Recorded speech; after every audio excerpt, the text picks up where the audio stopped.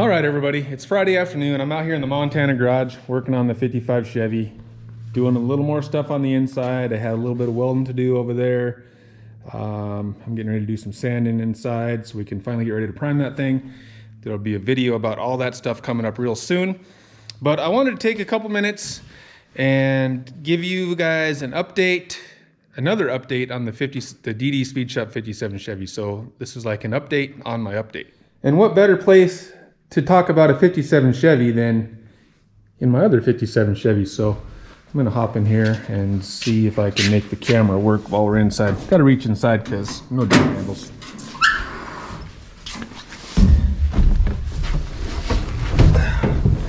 All right, sorry about the shake up there while we're getting in.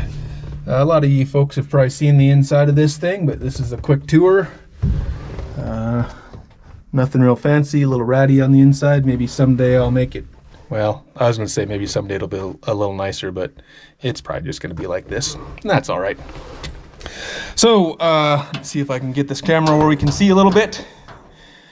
Update on the DD Speed Shop 57 Chevy. I got stupid welding sparks on my lens, and looks like in the sunshine that's showing up. So I might have to do this update from somewhere else. Hang in there. All right, I think that looks a little better. The glare coming in the windows is pretty crazy right now, but if I can't do the update from inside the 57 Chevy, I'll do it from right here in front of it. So like I said, this is gonna be an update on the update from the DD Speed Shop 57 Chevy. So first of all, thank you to everybody that took the time to watch the last video where I talked about how I was trying to get the car from Canada down to here, and I appreciate everybody taking the time to watch it. And I appreciate also, like, the vast majority of the people that watched the video, or at least that commented on the video, totally understood my situation, and they were willing to help, offering advice on who I could call, or how to do this, or check with this trucking place, or here's a, this website to do this, do that, truck it here. I got all kinds of help and information and advice, and I really appreciate that. Early on, I got the help that kind of I needed, so I wasn't able to take up, a lot of you folks, or a lot of the suggestions that you people offered I had already tried or been through. But anyways, that's one of the things I like about this YouTube thing, is everybody being well, I guess not everybody, we'll talk about that here in a little bit, but most people totally understanding my situation and being more than willing to help. So that was super cool. I appreciate that, guys. Like I said, there were some people that were not as willing to help, or even as understanding of my situation, thinking that I was immoral or didn't deserve the car because I said it might be for sale, or because I was saying I wasn't willing to get the car here. I'm not doing what it would take to get it here. I should give it back to Dan, or I should donate it to somebody else. And hey, everybody's got their own ideas, and I'm not saying I'm right and you're wrong, but I guess a lot of people see things differently and disagree with things. And I know the DD Speed Shop 57 Chevy, a lot of people have like a strong attachment to it. In fact, that's one of the reasons I said that the car is not for sale, but everything's for sale kind of thing, is because when I won the car, I had all kinds of people saying, hey, look, I'd like to buy the car from you. What's it gonna take to buy the car from you? And I didn't wanna sell the car, and I still don't wanna sell the car. But when I said that in my last video, I was just, like I said, it was the border thing's kind of a hassle, and I gotta come up with the money. I didn't say I wouldn't come up with the money or that I couldn't come up with the money. I just said I didn't know if I wanted to at this particular time, that I'm in, or whatever situation I'm in. So I thought, there are so many people that are passionate about the car. Maybe somebody really wants it, and I'm, yeah, I was going to try to make some money on it, but maybe, I looked at it as trying to give somebody else an opportunity that really wanted the car to have the car if they wanted it. You know what I mean? So like I said, yeah, maybe I'm evil because I won the car and people think I should just give it away. Well, that's maybe what you think, but that's not what I think. So everybody sees things differently, and for the people that think like that, I guess we just have to agree to disagree. But anyways, I got some help, and I'll talk about that here in a second, but I decided that I'm not going to sell the car. So I might sell it somewhere down the road in the future, but it'll be for sale. If it is for sale, it'll be down here in the United States at some point. For right now, I'm probably going to get all kinds of hate for saying this again, but the car's not for sale right now, okay? I found some help. I'm getting the car brought here to Montana. We'll talk about here in a second. And then once I get it here, you know, I might keep it how it is. I'm going to enjoy it. I might turn it into a two-door. No matter what I do, somebody's not going to like it. So I'm fine with that. I'm going to do what I like to do. Anyways, so one of the things I like about the YouTube thing is I kind of got brought into this little group of automotive content creators. And it's called community, not competition. So there's a bunch of different channels. We try to help each other out. Like I send my viewers to them, they send their viewers to me.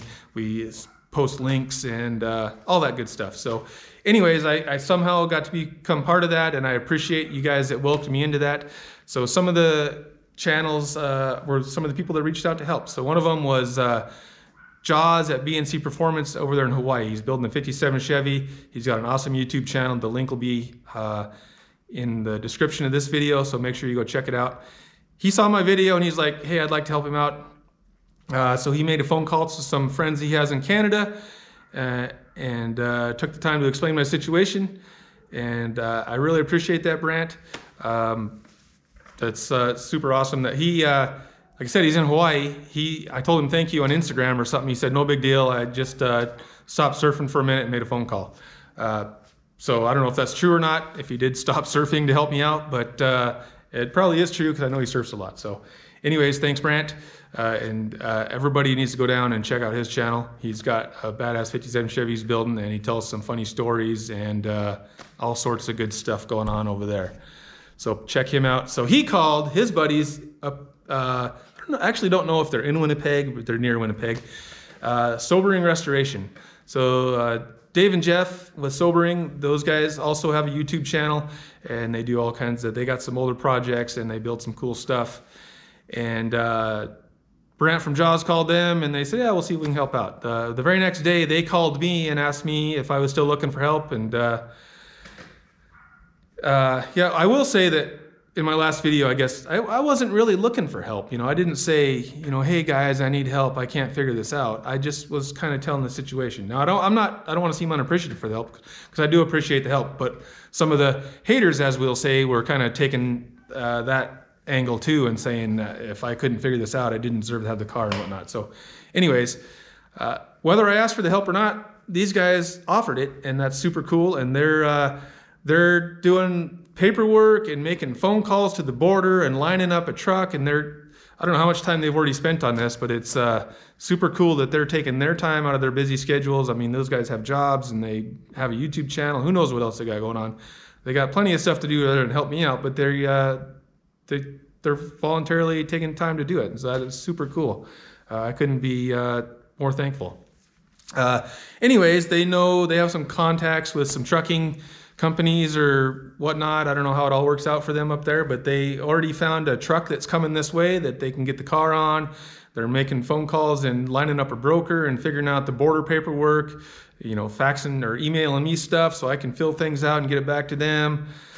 So super stoked that they're willing to help, you know, and it's just goes to show you that this community, not competition thing is, it's a real deal. We're willing to help each other out. So anyways, I can't thank you guys enough.